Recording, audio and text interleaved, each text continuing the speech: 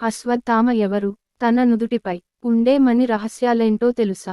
పురాణాల ప్రకారం మహాభారతంలో ద్రోణాచార్యుడిని అడ్డుకునేందుకు ధర్మరాజు అశ్వత్థామ హతః కుంజరః అని చెబుతాడు. ఇదే సమయంలో ధర్మరాజుతో అశ్వత్థామ హతః అనే మాటను గట్టిగా పలికించి కుంజరః అనే సమయానికి బేరీలు మోగిస్తారు. అయితే వాస్తవానికి చనిపోయింది ఓ ఏనుగు మాత్రమే. కానీ ధర్మరాజు మాటలను నమ్మిన ద్రోణాచార్యుడు తన కుమారుడు లేడనే బాధతో అస్త్రసన్యాసం చేస్తాడు. ఇదే అదనుగా భావించి పాండవుల గురువు ద్రోణాచార్యుడిని అంతమొందిస్తారు. ఇదిలా ఉండగా ద్వాపర యుగం నుంచి దశావతారం అయిన కల్కి కోసం ఎదురు చూస్తున్న ద్రోణాచార్యుడి కుమారుడే అశ్వత్థామ. అసలు అశ్వత్థామ ఎవరు? తనకు ఆ పేరేలా వచ్చింది? తన గురించి మరిన్ని ఆసక్తికరమైన విషయాలను ఇప్పుడు తెలుసుకుందాం. మణి విశిష్టత. అశ్వత్థామ నుదుట ఒక అద్భుతమైన మణితో జన్మించాడు. తన నుదుటిపై అది ఉన్నంతవరకు ఏ ఆయుధం వల్ల కాని, దేవతలు, నాగుల వల్ల కాని అతడికి ఎలాంటి భయం ఉండదు. ఆకలి దప్పికలు అసలే ఉండవు.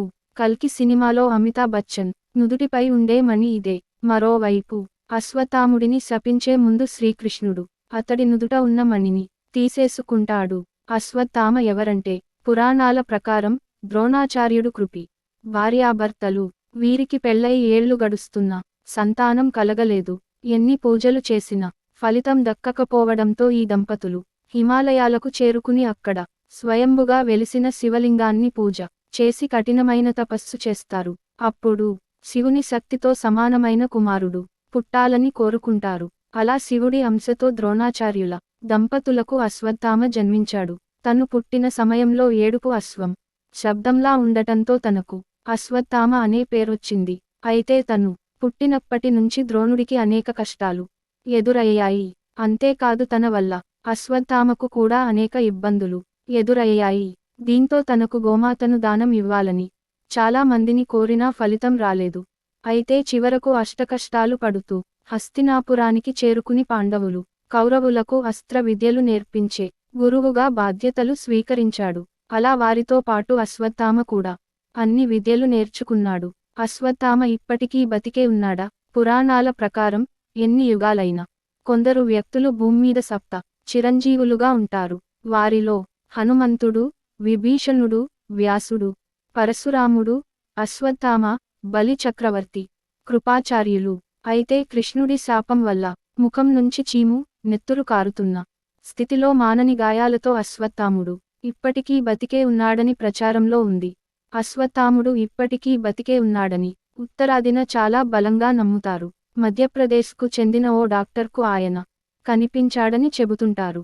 హిమాలయ పర్వత సానువుల్లో గిరిజనులతో కలిసి అతడు జీవిస్తున్నాడని ప్రచారంలో ఉంది. తన శరీరంపై కారుతున్న నెత్తురును కట్టడి చేసేందుకు నూనె, పసుపు అడుగుతారని అక్కడి వారు చెబుతుంటారు. అశ్వత్థామ ఏడాదిలో ఒకరోజు ఓ హోటల్కు వచ్చి కడుపు నిండా తిని 100 లీటర్ల నీటిని తాగి మాయం అవుతాడనే కథనం కూడా ప్రచారంలో ఉంది. మళ్లీ మరుసటి ఏడాది మాత్రమే అతడు ఆ హోటల్కు వస్తాడట. కావాలనుకున్నప్పుడు మాత్రమే కనిపించే శక్తులు అశ్వత్థామకు ఉన్నాయని, అందుకే ఆయన అందరికీ కనిపించడని చెబుతుంటారు. కలియుగాంతం వరకు పురాణాల ప్రకారం మహాభారతంలో కౌరవుల తరపున అశ్వత్థామ యుద్ధంలో పాల్గొన్నాడు. తాను చేసిన తప్పుల వల్లే కలియుగాంతం వరకు ప్రాణాలతో ఉంటాడనే శాపం పొందాడు. తన తండ్రి మరణవార్త తెలిసిన అశ్వత్థాముడు పాండవులను ఎలాగైనా చంపేయాలన్న కసితో రగిలిపోతాడు. దుర్యోధనుడి అనుమతితో పాండవులను హతం చేసేందుకు రంగంలోకి దిగుతాడు. దొరికిన వారిని దొరికనట్టు మట్టుబెడతాడు. యుద్ధంలో అర్జునుడు, కర్ణుడి తర్వాత ఎక్కువ మందిని చంపింది అశ్వత్థాముడే. అర్ధరాత్రి పూట పాండవులు నిద్రిస్తోన్న ప్రాంతంపై దాడికి పాల్పడతాడు. ఈ విషయాన్ని పసిగట్టిన కృష్ణుడు పాండవులను అక్కడి నుంచి తప్పిస్తాడు. కాని అశ్వత్థాముడి దాడిలో పాండవ పుత్రులు సహా దాదాపు వారి సైన్యమంతా తుడిచిపెట్టుకుపోతుంది. అశ్వత్థామకు శాపం. కొడుకులను చంపేశాడన్న కోపంతో అర్జునుడు అశ్వత్థాముడిని వెంబడిస్తాడు. ఎదురు తిరిగిన అశ్వత్థాముడు బ్రహ్మాస్త్రాన్ని ప్రయోగిస్తాడు. బదులుగా అర్జునుడు పాశుపతాస్త్రం ప్రయోగిస్తాడు. ఈ రెండు మహాయుద్ధాలతో లోకం మొత్తం నాశనమవుతుందని భయపడిన యోగులు ఆయుధాలను వెనక్కి తీసుకోవాలని ఇద్దరికీ సూచిస్తారు. దీంతో అర్జునుడు పాశుపతాస్త్రాన్ని ఉపసంహరించుకుంటాడు. కాని అశ్వత్థాముడు మాత్రం ఒకేసారి ప్రయోగించే వీలున్న బ్రహ్మాస్త్రాన్ని అర్జునుడి కోడలైన ఉత్తర గర్భంలో పెరుగుతున్న పరీక్షితుడిపైకి మళ్లిస్తాడు. బ్రహ్మాస్త్రం దెబ్బకు పరీక్షితుడు తీవ్రంగా గాయపడతాడు. పాండవుల వారసుణ్ణి రక్షించిన కృష్ణుడు కుష్టు వ్యాధితో 3000 ఏళ్లపాటు ఒంటరిగా బతకమని అశ్వత్థాముడిని శపిస్తాడు. గమనిక: ఇక్కడ అందించిన భక్తి సమాచారం మత విశ్వాసాలపై ఆధారపడి ఉన్నాయి. ఇవి కేవలం ఊహాల ఆధారంగా ఇవ్వబడింది. దీనికి సంబంధించి ఎలాంటి శాస్త్రీయ ఆధారాలు లేవు. ఫ్రెండ్స్, ఈ వీడియో గనుక మీకు నచ్చినట్లయితే ప్లీజ్ లైక్ చేసి మీ ఫ్రెండ్స్కి షేర్ చేయండి.